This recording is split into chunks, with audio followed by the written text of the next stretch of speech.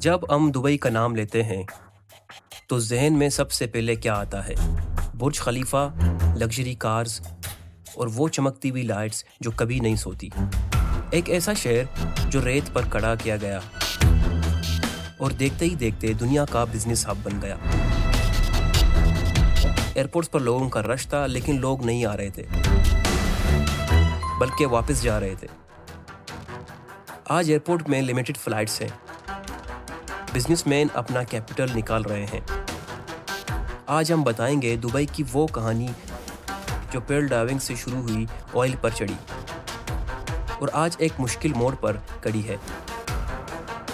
Let's dive deep into the rise and fall of Dubai.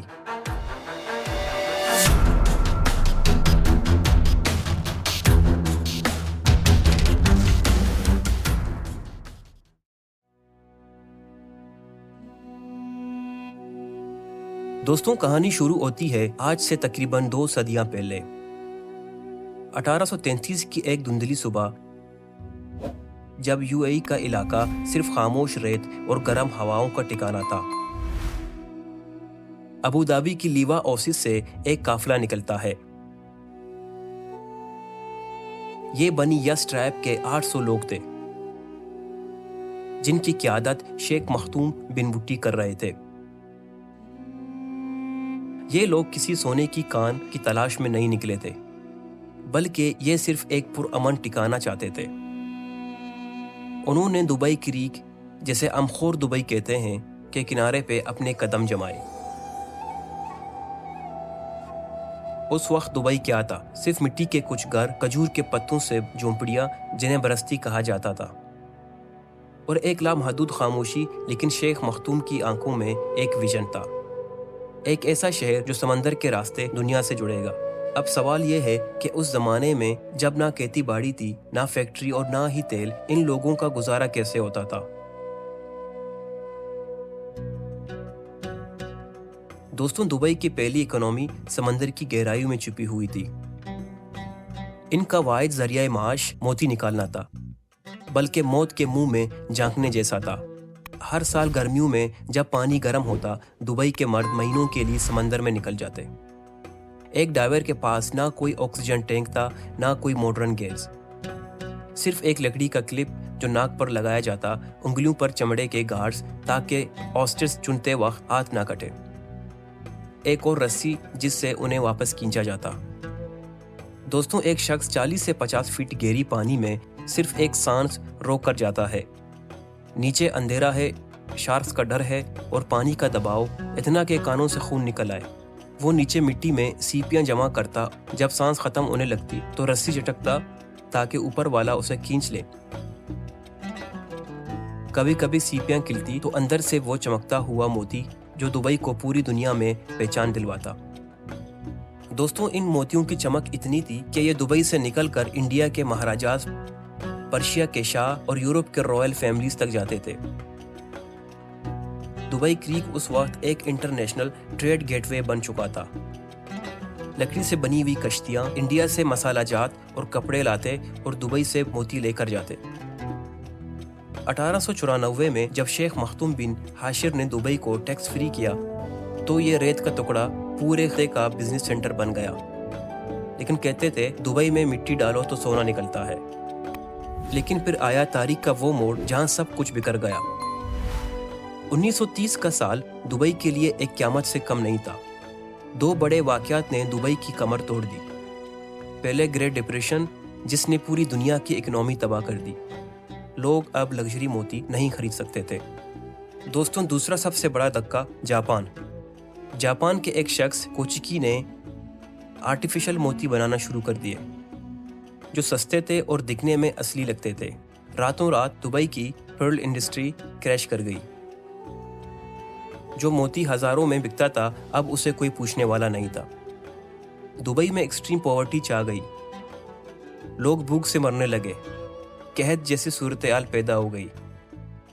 بہت سے لوگ Dubai چھوڑ کر کویت اور سعودی عربیہ جانے لگے۔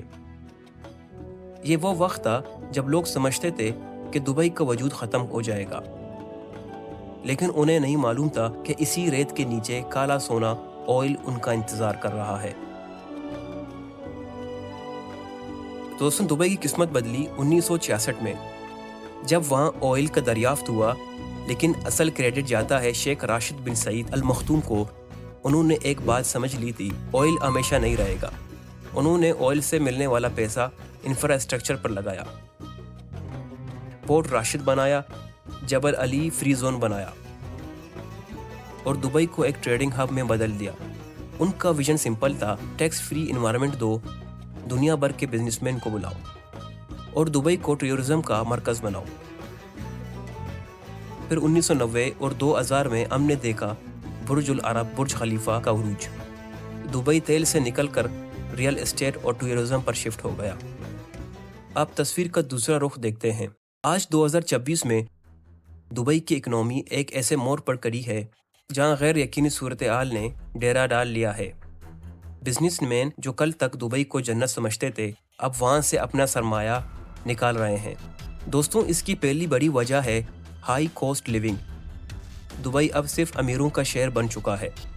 रेंट्स इतने बढ़ चुके हैं कि एक आम बिजनेस या प्रोफेशनल के लिए वहां सरवाइव करना मुश्किल हो गया है। स्कूल फीस, हेल्थ और इन्फ्लेशन ने मिडिल क्लास की कमर तोड़ दी है। जब ऑपरेशनल कॉस्ट बढ़ जाए तो बिजनेस सस्टेन नहीं कर पाता। लेकिन सबसे खतरनाक फैक्टर है रीजनल इंस्टेबिलिटी। दोस्तों, पैसा हमेशा अमन की जगह रोकता है। 2026 में ईरान और यूएई के दरमियान बढ़ती हुई टेंशन्स ने इन्वेस्टर्स को डरा दिया है। अब आते हैं उस सवाल पर जो सबके जहन में है, ईरान और दुबई का मसला क्या है? न्यूट्रल पॉइंट ऑफ व्यू से देखा जाए तो ये सदियों पुरानी रीजनल राइवलरी है। ईरान समझता है कि यूएई और दुबई में वेस्टर्न यूएस इसराइल इन्फ्लुएंस बढ़ रहा है, जो ईरान की सिक्योरिटी के लिए खतरा है। दूसरी तरफ स्ट्रेट ऑफ हॉर्मुज, वहां से दुनिया का 20% ऑयल गुजरता है। ईरान का कंट्रोल वहां ज्यादा है। जब भी रीजनल टेंशन बढ़ती है, दुबई जैसा शहर जो पूरी ग्लोबल कनेक्टिविटी पर चलता है, सबसे ज्यादा इफेक्ट होता है। ईरान डायरेक्टली दुबई पर अटैक क्यों कर रहा है? एज पर सिनारियो, क्योंकि दुबई यूएई का इकोनॉमिक दिल है।